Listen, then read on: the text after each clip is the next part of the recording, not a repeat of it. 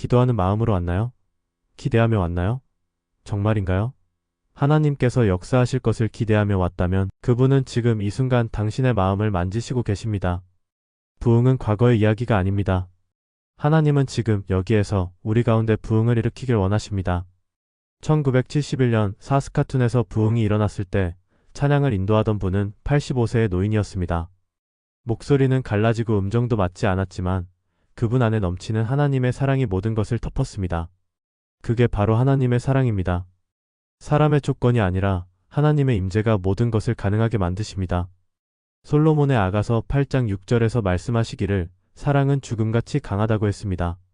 사랑은 약한 것이 아닙니다. 흔들리는 감정도 아닙니다. 사랑은 강하고 견고하며 모든 것을 이깁니다. 그리고 고린도전서 8장 1절에서는 지식은 교만하게 하며 사랑은 덕을 세운다고 말합니다. 우리는 많은 지식을 갖고 있지만 사랑이 부족합니다. 그것이 교회가 놓친 부분입니다. 한 유명한 부흥사가 말했습니다. 수많은 영혼이 주님께 돌아오고 교회가 성장했지만 몇 년 후 그 열매가 시들어가는 것을 보았습니다. 이유가 무엇이었을까요? 교회가 사랑을 붙들지 않았기 때문입니다. 방법에 집중하고 교리에 집중하고 사역에 집중했지만 사랑을 놓쳤습니다.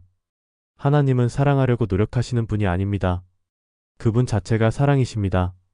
그리고 우리가 하나님께 속해 있다면 우리는 그분의 성품을 나누어 받았습니다.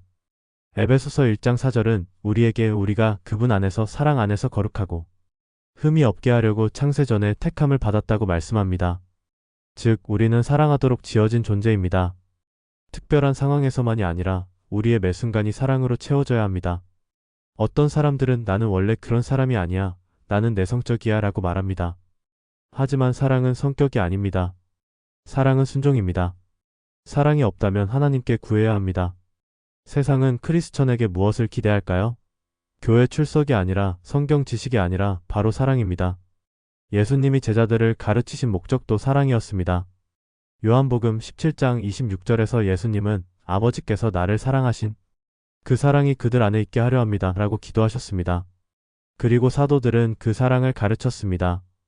디모데전서 1장 5절은 우리의 교훈의 목적은 사랑이다라고 선언합니다. 이건 성경의 중심입니다. 사랑은 죄를 덮습니다. 사랑은 험담하지 않습니다. 사랑은 사람을 세웁니다. 어느 교회가 싸움과 분열로 60명밖에 남지 않았을 때 새로운 목사님이 이렇게 말했습니다. 12개월 동안 비판하지 맙시다. 그리고 그는 나는 험담을 싫어합니다. 천국에는 험담하는 사람이 없을 것입니다. 라고 선언했습니다. 그리고 1년 만에 100명이 새로 교회에 왔고 5년 안에 500명이 넘게 모였습니다. 교회가 회복된 이유는 단순했습니다. 사랑이 다시 살아났기 때문입니다. 성경은 갈라디아서 5장에서 믿음은 사랑으로 역사한다고 말합니다. 믿음은 하나님의 사랑 안에서 쉼을 얻을 때 살아납니다. 고린도후서 5장 14절은 그리스도의 사랑이 우리를 강권하신다고 합니다. 예수님을 십자가에 매달리게 한 것이 무엇이었습니까? 그것은 사랑이었습니다. 그분은 언제든지 내려오실 수 있었습니다. 하지만 사랑 때문에 머물렀습니다. 사랑은 말로만 하는 것이 아닙니다. 행동입니다. 희생입니다. 요한일서 3장 16절은 그분이 우리를 위해 자기 생명을 버리셨으니 우리도 형제들을 위해 목숨을 버리는 것이 마땅하다고 합니다. 사랑한다고 말하는 것은 쉽습니다. 하지만 우리가 정말 사랑하고 있는가? 대가를 치를 준비가 되어 있는가? 어느 여인이 교통사고로 부모를 잃었습니다. 가해자는 한 젊은 청년이었습니다.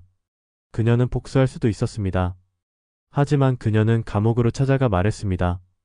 나는 당신을 용서합니다. 나는 당신을 하나님의 사랑으로 사랑합니다. 그리고 그 청년은 그 자리에서 울며 회개하고 예수님을 영접했습니다. 사랑은 죽음보다 강합니다. 저는 사랑으로 변화된 수많은 사람을 보았습니다. 교회만 다니던 사람이 하나님께 굴복하고 나서 9개월 만에 300명을 그리스도께 인도한 일도 있었습니다. 왜냐하면 사랑이 임했기 때문입니다. 우리는 잘못된 길을 걸어왔습니다. 옳은 것을 강조하면서 사랑을 놓쳤습니다. 하지만 이제 바꿔야 합니다. 하나님의 사랑이 우리를 사로잡아야 합니다. 사랑이 우리 안에 충만하면 넘쳐 흘러서 영혼을 살립니다. 가정을 변화시킵니다. 교회를 회복시킵니다. 고린도전서 13장은 이렇게 말합니다. 내가 사람의 방언과 천사의 말을 할지라도 사랑이 없으면 울리는 꽹과리와 같다.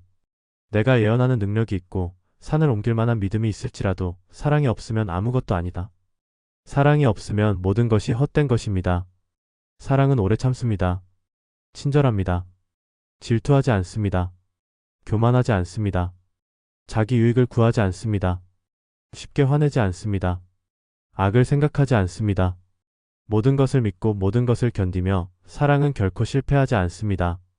성령님은 사랑의 영이십니다. 만약 우리가 사랑으로 충만하지 않다면 성령으로 충만한 것이 아닙니다. 우리는 새로운 부흥을 구해야 합니다. 기적이 아니라 하나님의 사랑이 우리를 완전히 채우는 부흥을 말입니다. 이제 다시 묻겠습니다. 기도하는 마음으로 왔습니까? 기대하며 왔습니까? 그렇다면 지금 당신의 마음을 여십시오. 하나님은 당신을 그분의 사랑으로 가득 채우실 준비가 되어 있습니다. 맡기십시오. 사랑이 당신을 사로잡게 하십시오. 그리고 하나님께서 역사하시는 것을 보십시오.